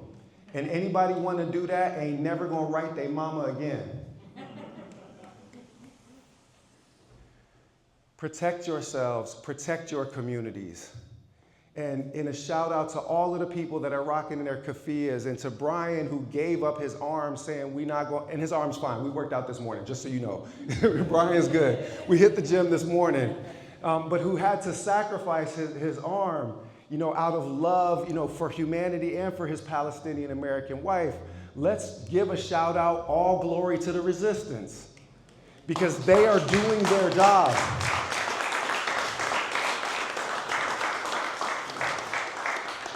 And Malcolm and our revolutionary heroes, the Panthers included, all taught us how to understand Palestinian liberation and Palestinian resistance. Malcolm in 1964 went to Khan Yunis, and when he came back, in his own handwriting, in his field notebooks, wrote, "This is a white Jewish population being empowered by white imperialists to knock Arabs off their land." Malcolm understood the Zionist entity as an expression of white supremacy. He understood that the enemy of the Palestinian people and of Palestinian liberation was the same enemy that we as black people are struggling against. Because he, Malcolm, understood what Huey was tracing out for us in those words that I started with. The police occupy our community the way that foreign troops occupy territory. They used an anti-colonial lens, understanding the black condition as embedded in a broader structure of imperialism, of colonization, of white supremacy that gives us the orientation that our struggle, yes, is here in Oakland, but it is also in Gaza. Our struggle is here in Oakland, but it is also in the Congo. Malcolm said, if you don't understand what's happening in the Congo, then you can't get free in Mississippi. Our liberation requires that we take an international approach, and that's part of what made the Panthers so dangerous. The Panthers were radicalizing people against the system itself. We've talked about occupation for a moment. Let's talk about education. So I already told you I stayed up for 2 straight nights reading a couple of books in a row. I'm not going to tell you about how I decided to become an African historian, which was that I read Sheikh Anta Diop's African Origin of Civilization, Myth or Reality, on a bus ride when I was playing minor league baseball, and I immediately quit the baseball team and went back to school to study African history. I am a nerd. I do deep dives on books, and sometimes they change my whole life, right? And I was always like this. When I was a little kid, the first thing was marine biology. I learned everything that you could learn about whales. And then I learned everything that you could learn about dinosaurs. And then I learned everything that you could learn about space travel. And then I learned everything that you could learn about American presidents. My auntie came and visited us one time, and my mom was like, ask little Butch anything you want about any date on the calendar, and he'll tell you some presidential trivia from that date. So my Aunt Marguerite, she said, how about today? And she told this story. She passed away a few years ago, but she used to tell the story. She said, he looked me dead in the eye and said, today's Martha Washington's birthday. Because I did. So one day, when we had moved from DC shortly around that time to the south side of Minneapolis, going from Chocolate City, 95% black at that time, I'll be honest, my mom was the only white person that I would see for weeks at a time. I mean, weeks at a time. And Minneapolis was quite different than that. I was in a working class neighborhood, probably 50% working class white folks, but we had Little Earth housing projects, the only Native American housing project that I know in North America. So a lot of our community was indigenous. My best friend was indigenous. We had a lot of Southeast Asian folks in the neighborhood. It was a working Chicano folks in the neighborhood. It was a mixed neighborhood, but it was more white people than I had ever seen in my whole life. I'm just gonna be clear about that. So one day, I'm sitting with my friends doing my presidential trivia trip. And the teacher walks over to me and she says, in front of all the other kids, you know, Butch, there's never been a black president of the United States and there'll probably never be one.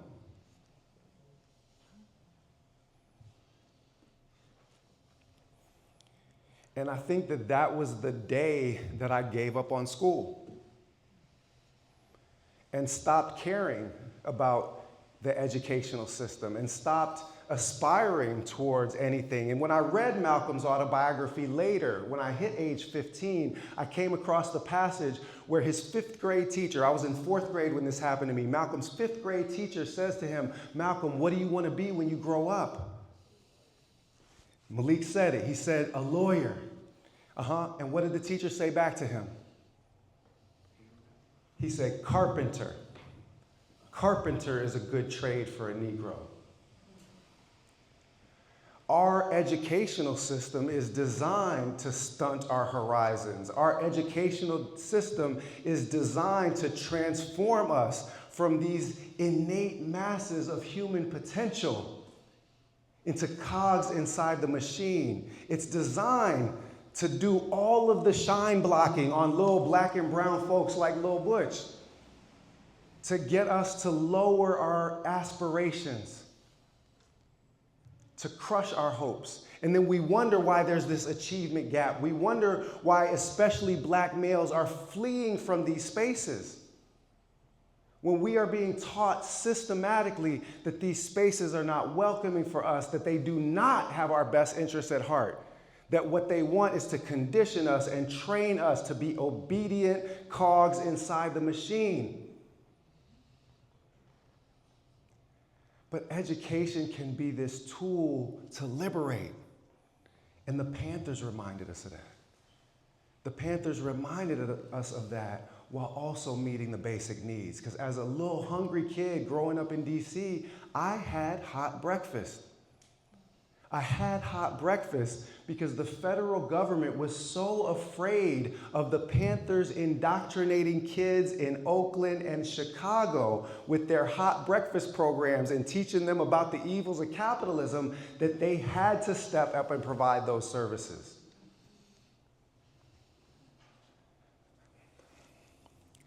The Panthers were providing an education that was designed to liberate, as Brother Malik reminded us. That liberation, y'all, has to happen in here and in here if it's ever going to happen out there. All of the struggle to tear down systems is for naught if you have not first killed the colonizer in your own consciousness.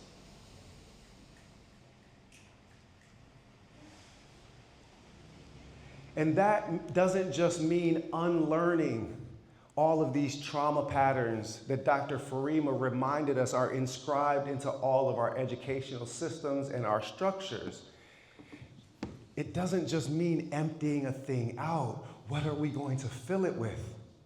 What are we going to nourish our people with? What stories of resistance are we going to tell? What songs shall we sing Nobody reads my academic books anymore since I started running for office, and that's whatever, it's fine, it doesn't really bother me, but I'm really good at that stuff. Please do read the Walking Quran, my first book, because the 3rd chapter of that tells the story of how the first abolitionist republic in the history of the world was led by African Muslims who abolished the slave trade and slavery itself in 1770.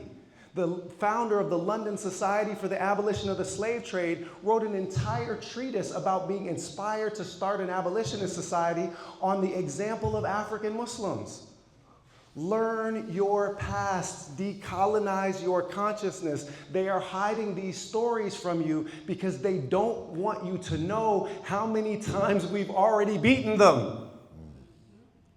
They don't want you to learn from the Haitian Revolution. They don't want you to learn from the West African Revolution that I just described. They don't want you to learn from the Panthers.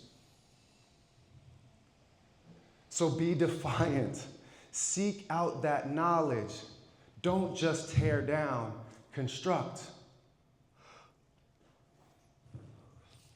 And when we do that, so we've circled from the warnings to the glad tidings, we're going to finish with a word of hope. Y'all ready for some hope? Yeah. Malcolm said, "We are not outnumbered, we are outorganized." Say it back. We're not outnumbered, we're outorganized. Okay, it was a little off at the beginning. Let's try that again. Say it with your chest, okay? We are not outnumbered. We are not outnumbered. We are only outorganized. We're only outorganized. And so what does that mean? What do? Get Organize. We organize. The problems that we are facing are problems that we ourselves can resolve. And we have examples of organizations that solved those problems and met those needs with no resources. The Panthers operated free healthcare clinics in 19 U.S. cities. So you telling me we can't do universal single-payer health care in the state of California? If the Panthers can do it with their meager resources, yes, we can. We can absolutely get health care for everyone for free. We know we can because we've done it.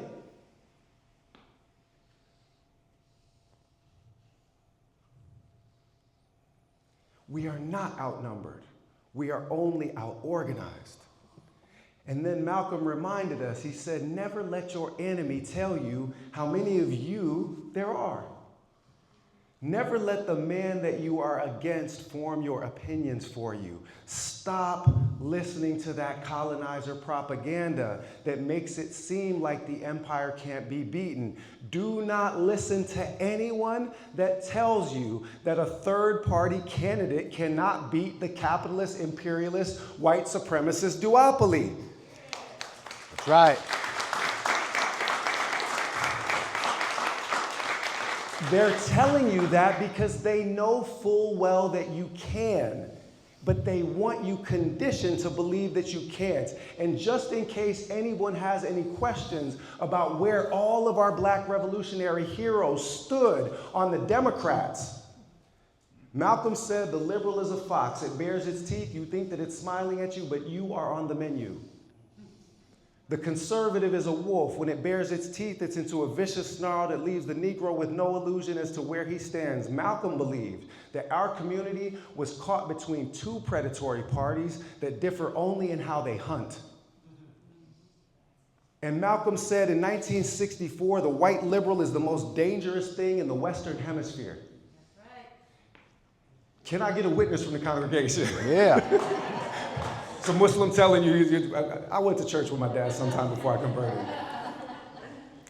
Well, so why am I telling you this? Look, for the bar to really hit the hardest, you have to ask yourself, what were white conservatives doing in '64, right?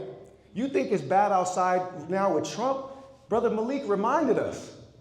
Y'all ain't seen shit. Like, y'all ain't seen nothing. In 1964, white conservatives were hanging Negroes from trees, not monthly, but daily. White conservatives were turning dogs and fire hoses on infant protesters. White conservatives were putting bullets in the brains of white voting rights activists and burying them in shallow graves next to Mississippi back roads, and Malcolm said what he said. Y'all are worried about Donald Trump. I'm worried about Gavin Newsom. I'm worried about the liberals going back to sleep when that nigga just said he wants to start the draft up again. Did y'all see that? And people are just going to sit there idly by while Slick Willie 2.0, because that's all he is. He's the new Bill Clinton, that Republican president masked as a Democrat who's going to take everything from you and you just smile and nod while he does it. Malcolm said what he said because an open enemy is less dangerous to you than a hidden enemy, one that pretends to be your friend. I told you what Malcolm said about foxes and wolves. Here's one from me. Tell all of your liberal friends. The sheep is going to live all of its life in fear of a wolf, only to be eaten by the shepherd. Malik laughed because he understands what I'm trying to say. They're going to keep pointing over there saying that big bad red wolf is going to get you.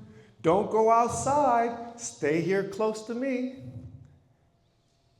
And they're going to keep you close, right where they want you, so they can lead you right to the slaughter.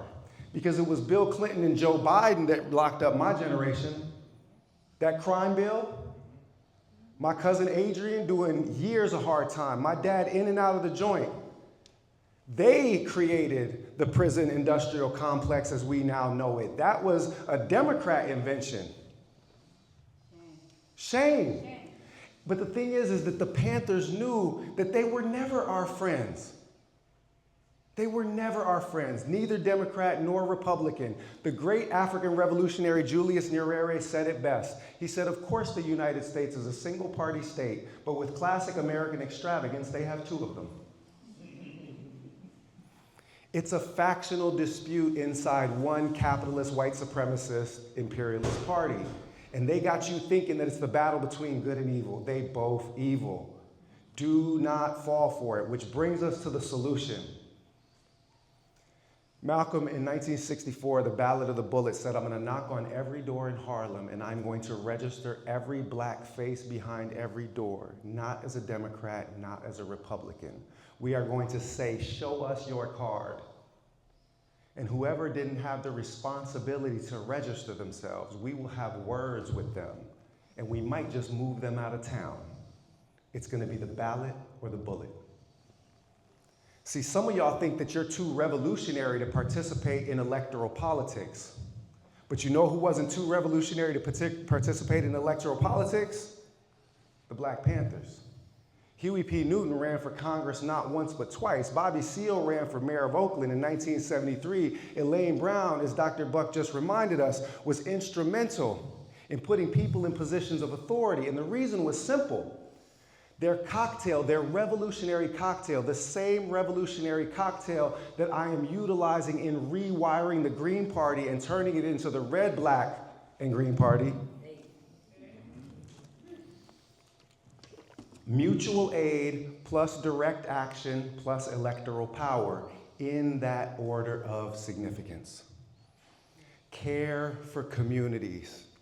Organize to resist, boycott, divestment, labor strikes, shut down weapons manufacturers. That's the direct action piece. Shut them down. Listen, I don't need another No Kings protest where 100,000 white people buy lattes and walk around where the cops tell them to walk. That's a parade, that's not a protest. If 1/100th of those people sat down in a Raytheon parking lot, they could cost Raytheon $15 million a day. And never let anyone tell you, some of y'all are going to get this reference, that Dr. Martin Luther King did nonviolent protest. That's a Coming to America reference, sorry.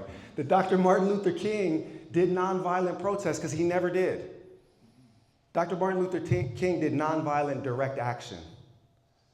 A Montgomery bus boycott is direct action. It is taking resources out of the system. Direct action is when you utilize the people to keep the machine from turning over, to keep its gears from rotating.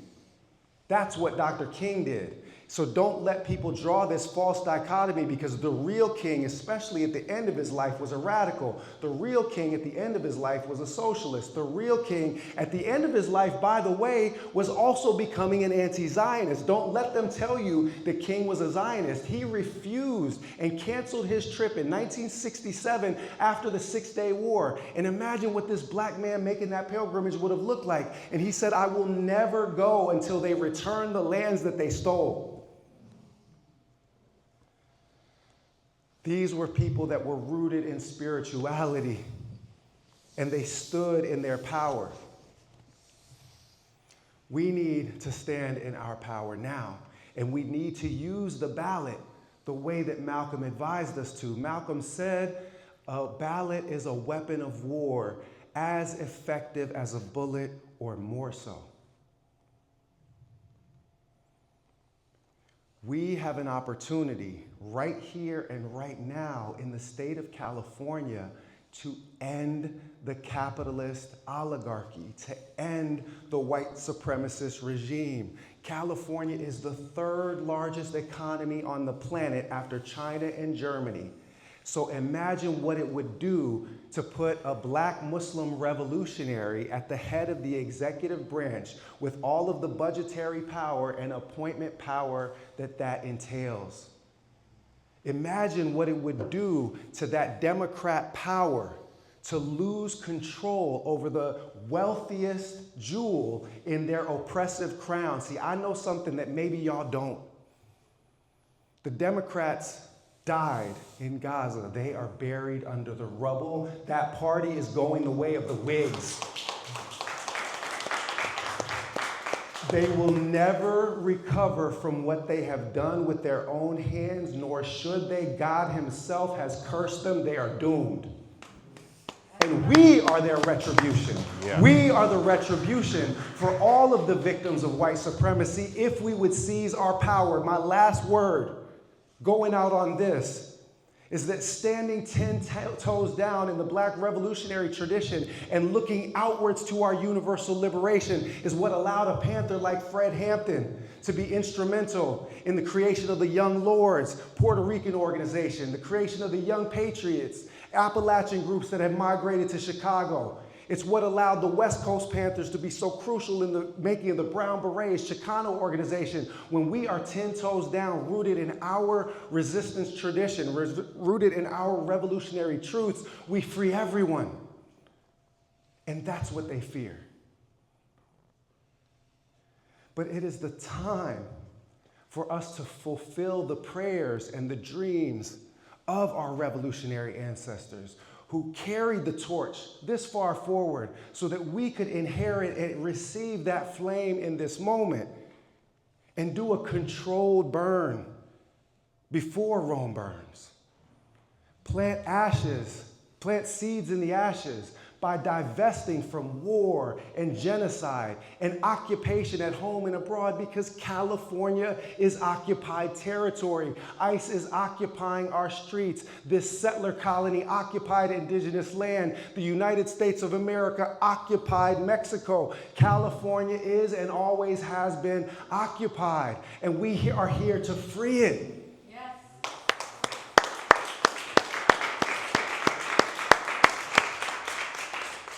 Kwame Ture said, revolutionaries don't just mobilize around issues, revolutionaries organize against systems. It's not enough to mobilize for Palestinian liberation or for ICE abolition or for an end to police brutality. We have to organize against the system that produces all of those outcomes. Use that anti-colonial analytic lens that Huey led us off with when I began speaking. I told you what Malcolm said. We're not outnumbered, we're out-organized. I told you what Kwame Ture said. Revolutionaries don't just mobilize around issues, revolutionaries organize against systems. Here's what I say. I say that it is the role of a revolutionary political party to channel the people's energies from mobilization around issues to organization against systems that will allow us to effectively contest for power. These people are not going to stop until we stop them, and we will not stop them until we organize. Assalamu alaikum.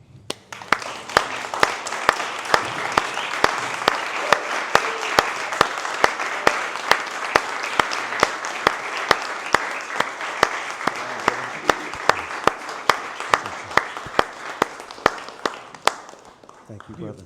Thank you. Round of applause for Dr. Butch Ware. Woo! You got Butch. Yes, sir. I went back to DC, March the 1st. Yes, sir. Now, this is going to conclude our program, but I want to encourage you guys. A lot of information has been given out tonight. A lot of information for folks to go back and study with. Right? So one reason that we have programming here is because we build a studying community. This is a place where people, we sit through this information, but it's about reading through these books. It's about going online and watching the videos, all the resources that folks offer to you guys. It's also about building community with the people in this room. Make sure you get to know somebody that you didn't know when you were here. Also, I noticed that there is some information about Butch Ware's campaign that's right here at the front. I'd also say we're an independent museum, so if you'd like to support us, we also have a gift shop. Yes, sir. But besides that, y'all get home safely. It's raining outside. And have a great day. Can we get those hoodies at the gift shop?